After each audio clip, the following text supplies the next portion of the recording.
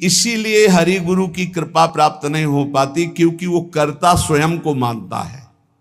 कर्ता मानने के कारण उसे भोगना पड़ता है, और भोक्ता होने के कारण वो रस का अधिकार नहीं पाता। कर्ता भोक्ता भाव वाला रस का अधिकार नहीं पाता, न उसे तत्वबोध होता है।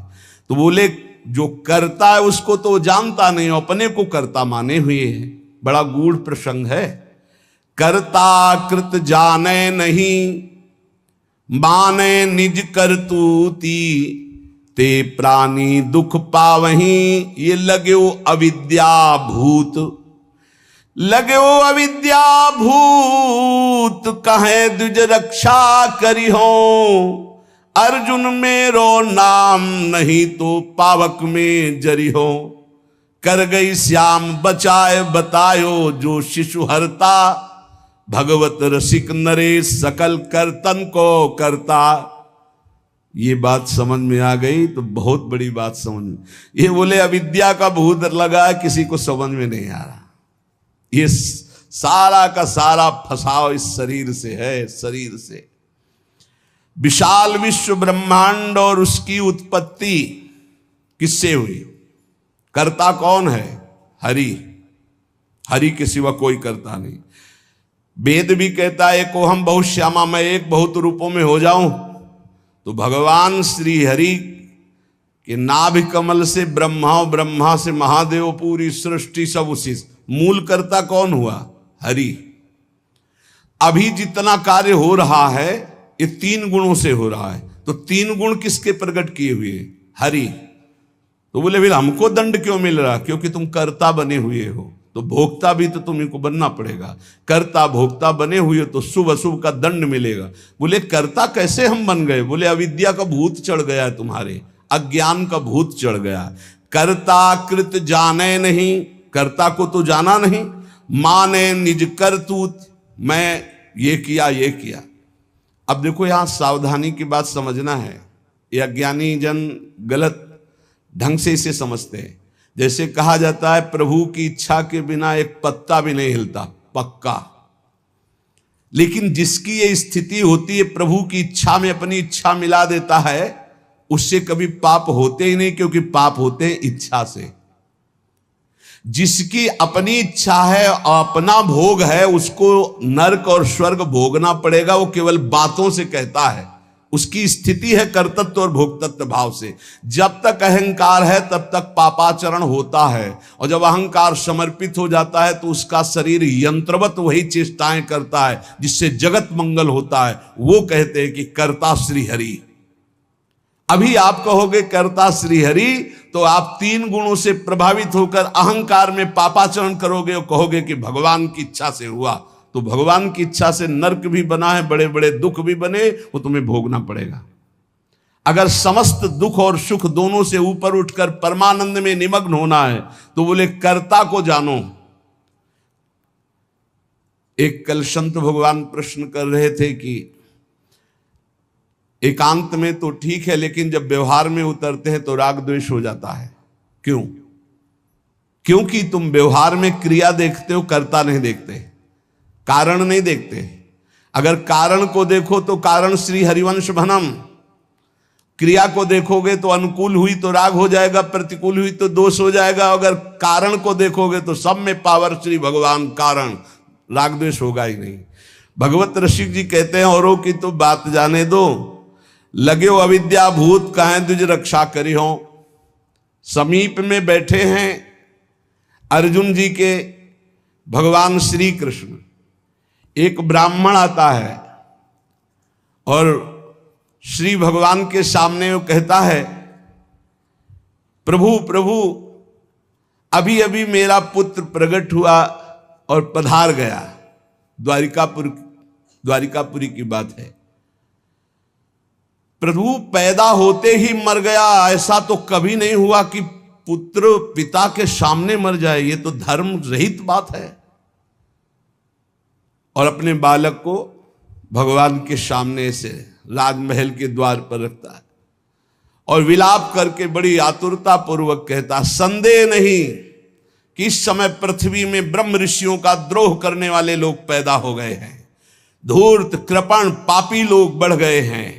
कर्म दोषी हो गए हैं, इसीलिए ये काल उल्टा चक्र चला रहा है कि पिता के सामने जन्मा हुआ पुत्र मृत्यु को प्राप्त हो रहा है।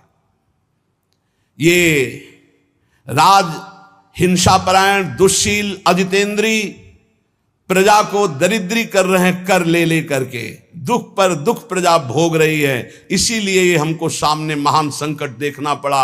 अधार्मिक राजाओं के होने के कारण मेरा पुत्र मेरे सामने मरा, ऐसा काल व्यतिक्रम है, नहीं होना चाहिए था। इस प्रकार बोलकर चला गया। फिर दूसरा पुत्र हुआ तो फिर मर गया, फिर बोल के चला गया। तीसरा पुत्र पैदा हुआ, फिर मर गया, फिर वैसे ही बोल के चला गया। जब 9वें बालक के मरने पर वो वहां आया तो अर्जुन जी ने कहा, ब्राह्मण सुनो, इस निवास स्थान द्वारिका में ऐसा लगता है अब कोई धनुषधारी छत्री नहीं है। बार बार तुम यहां रोकर चले जाते और कोई नहीं बोलता कि मैं तुम्हारी रक्षा करूंगा। क्या है ये प्रजा पालन है? अरे जिनके राज्य में कोई ब्रह्म ऋषि दुखी हो जाए धन से, पुत्र से या किसी अन्य कारण से, तो उसका राज्य नष्ट हो जाता है। जहां साधु वैष्णव ब्रह्म ऋषि दुखी हो जाए।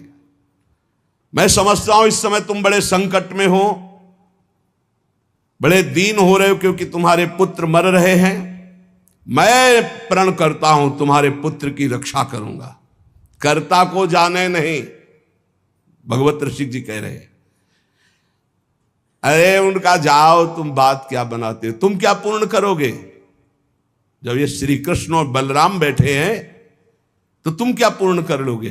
अर्जुन से कहा तो वो कह रहे हैं, अहम वा अर्जुनो नाम गांडीवम यस्य वै धनो नाहम संकर्षणो ब्रह्मन् कृष्ण कार्षणेव च अहम वा अर्जुनो नाम गांडीवम यस्य वै धनो। मैं कोई संकर्षण नहीं हूं बलराम जी, और मैं कोई कार्षणी कृष्ण नहीं हूं। मैं गांडीव धनुषधारी अर्जुन, जो बोलता हूं वही करके दिखाता हूं। यहां दो भाव निकलते हैं कि देखो भाई, मैं कोई कृष्ण बलराम तो हूं नहीं, उनका दास हूं। तो भगवान अपने प्रण को चाहे भुला दे, लेकिन दास के प्रण का निर्वाह करते, इसलिए मैं प्रण लेता हूं कि मैं तुम्हारे पुत्र की रक्षा करूंगा। और एक भाव ये होता है कि मैं कोई कृष्ण बलराम नहीं हूं, मैं गांडीव धनुषधारी अर्जुन हूं, जो प्रण लेता हूं उसे पूर्ण करता हूं। ब्राह्मण ने कहा, कैसी बड़बड़ करके बातें कर रहे हो? संकर्षणो वासुदेवा प्रद्युम्नो धन्विनाम वरः अनिरुद्धो अप्रतिरथो न त्रातुम शक्नुवन्ति यत् तत्कथम नु भवान कर्म दुष्कर्म जगदीश्वरै चिकीर्षसि त्वं बालिस्यात् तन्न श्रद्धम्हे वयम्। अरे जहां बलराम जी विराजमान, हल मूषलधारी सुदर्शन चक्रधारी श्री कृष्ण प्रद्युम्न अनिरुद्ध, ये अतिरथी महावीर, जब ये जगदीश्वर हमारे पुत्र की रक्षा नहीं कर सके तो तू क्या ये बालकों की मूर्खता जैसी बात करते हो? अर्जुन से कहा। अर्जुन ने कहा, फिर कहता हूं मैं गांडीव धनुषधारी अर्जुन हूं। ब्राह्मण देवता, यदि मैंने तुम्हारे पुत्र की रक्षा नहीं की तो चिता लगाकर तुम्हारे सामने भस्म हो जाऊंगा। मेरे बल पौरुष का तिरस्कार मत करो। जानते हो मुझे, मैं वो अर्जुन हूं जो महादेवाधिदेव भगवान शंकर को युद्ध में तृप्त कर दिया। ऐसा है, मैं अधिक क्या कहूं? अगर मृत्यु भी सामने आएगी तो मैं जीत कर तुम्हारे पुत्र की रक्षा करूंगा, मैं वचन देता हूं। तब ब्राह्मण ने कहा, जय हो कुंती नंदन अर्जुन, तुम्हारी जय हो भाई, धन्य है, तुम्हारा बल पौरुष प्रशंसनीय है। अब मैं जा रहा हूं, जब बालक होने को होगा तो मैं तुम्हें सूचना दूंगा। फिर समय आया प्रसव का, ब्राह्मण भागता हुआ आया, अर्जुन अर्जुन इस बार तुम मेरे बच्चे को बचा लो, मृत्यु से बचा लो। अर्जुन तत्काल गए, आचमन किया, भगवान शंकर का ध्यान करके प्रणाम किया, श्री कृष्णचंद्र की तरफ देखा भी नहीं, कर्ता को जाले ले यही बात समझा रहे हैं, समझो। और दिव्यास्त्र का स्मरण किया और गांडीव पर प्रत्यंचा चढ़ाई और ऐसा बाणों का हाहाकार मचा दिया कि वायु भी प्रवेश करेगी प्रसव ग्रह में तो अर्जुन की आज्ञा से प्रवेश करेगी। दिव्यास्त्रों से पूरा बांध दिया, मंत्र से अभिमंत्रित करके प्रसव ग्रह को चारों ओर से घेर दिया, ऊपर नीचे दाएं बाएं ऐसा पिंजड़ा और दिव्य मंत्रों के द्वारा। पहले तो कम से कम बालक पैदा होकर के रोता फिर मर जाता था, अब पैदा हुआ ना तो 100 मिला ना आवाज सुनाई दी, गायब हो गया। पहले तो कम से कम लाश तो मिलती थी, रोता तो था फिर मर जाता था। अब वो ब्राह्मण अर्जुन से कहने लगा कि मेरी मूर्खता देखो, इस नपुंसक की बात में मैं आ गया। हाँ, अरे जहां श्री कृष्ण और बलराम नहीं रक्षा कर पाए, इसकी डींग भरी बातों पर मैंने विश्वास कर लिया। ना प्रद्युम्नो ना अनिरुद्धो न रामो न च केशवा यस्य सेकु परित्रातुम कोन्यस्तद वितेश्वरः। कौन ऐसा है जहां श्री कृष्ण बलराम प्रद्युम्न और अनिरुद्ध नहीं रक्षा कर पाए, वहां और त्रिभुवन में कौन रक्षा कर सकता है। मिथ्यावादी अर्जुन को धिक्कार है, अपने मुंह से बड़ाई करने वाले गांडीव धनुषधारी अर्जुन को धिक्कार है। दुर्बुद्धि मूढ़तावश कहता था कि मैं तुम्हारे बालक की रक्षा कर लूंगा। अब ब्राह्मण तो क्रोध में, देखने को मुंह नहीं मिला लड़के का, पैदा हुआ गायब। अर्जुन ने कहा ब्राह्मण मेरा अपमान मत करो। तत्काल योग बल से यमपुरी गए। भगवान धर्मराज जी ने देखा कि अर्जुन पधारे, बोले इस समय अर्घ पात्र लेने का हमें अवसर नहीं है, हमें यह बताओ कि वो जीवात्मा तुम्हारे यहां आया है? बोले हमारी पुरी में नहीं आया।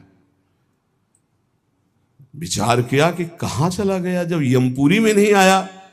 इंद्रलोक, अग्निलोक, नैऋति, सोम, वायु, वरुण सबकी पुरियों में गए। अतल नीचे, अतल, सुतल, पाताल, तलातल, महातल, इन लोकों में गए। ऊपर के जनलोक, महरलोक, तपलोक, ब्रह्मलोक,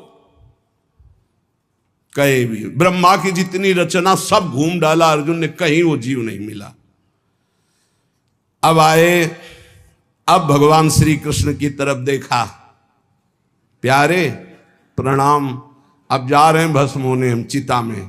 यही जीव की दशा है, जब सब जगह से हार जाता है तब बोलता है हरि शरणम।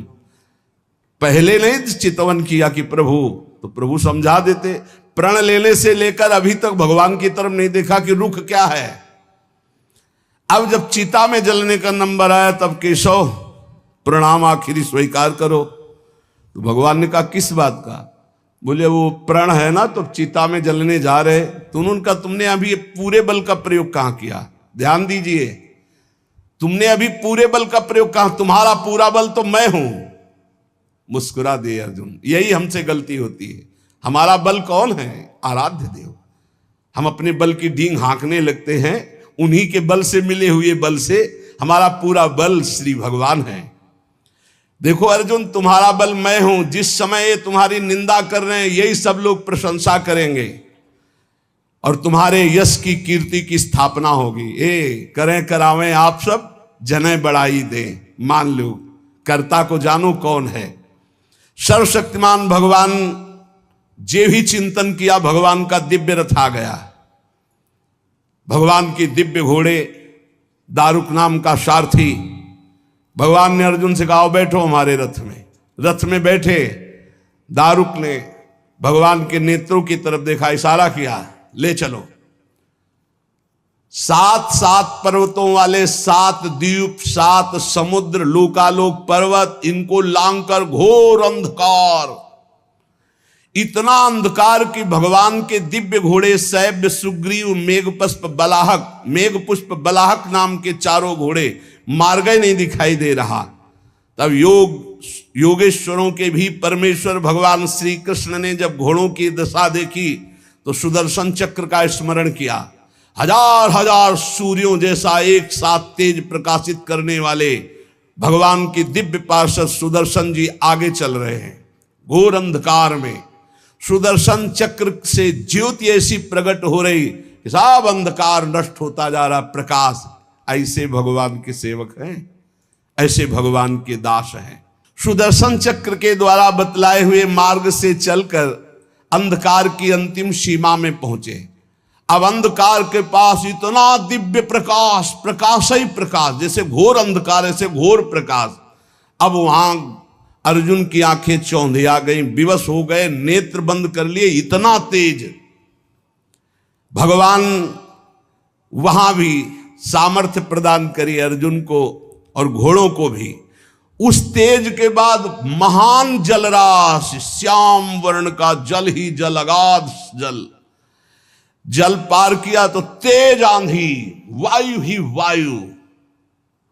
भगवान की ही केवल सामर्थ्य पहुंचने की और सामर्थ्य रही। अब वायु के प्रवाह में बड़ी बड़ी तरंगें उठने लगी। फिर भगवान ने उसको शांत किया। आगे बढ़े तो एक दिव्य महल, और उस महल में मणियां ऐसी चमक रही थी मानो हजार हजार सूर्य एक साथ प्रकाशित हो रहे। भगवान भगवान है, भगवान जैसा कोई नहीं। चारों ओर बड़ी ही उज्जवल ज्योति फैल रही है।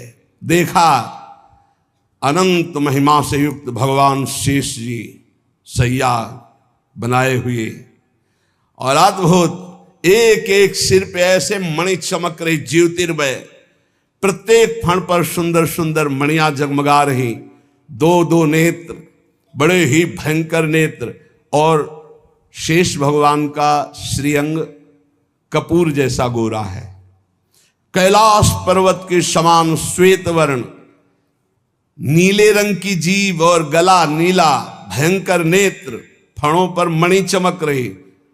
अर्जुन ने देखा शेष भगवान की सुखमयी सैया पर सर्वव्यापक महान प्रभावशाली परम पुरुषोत्तम भगवान भूमा पुरुष विराजमान है। अर्जुन बार बार श्री कृष्ण चंद्र जी की तरफ देख रहे हैं। भूमा पुरुष है तो एक ही, ये कहां ले आए? एक तो ये श्री कृष्ण, एक ये श्री कृष्ण, क्योंकि द्वारिकाधीश भी चतुर्भुज रूप और हरि भी चतुर्भुज रूप। शरीर की कांति वर्षाकालीन मेघ के समान श्याम रंग, अत्यंत सुंदर, पीतांबर धारण की, मुख पर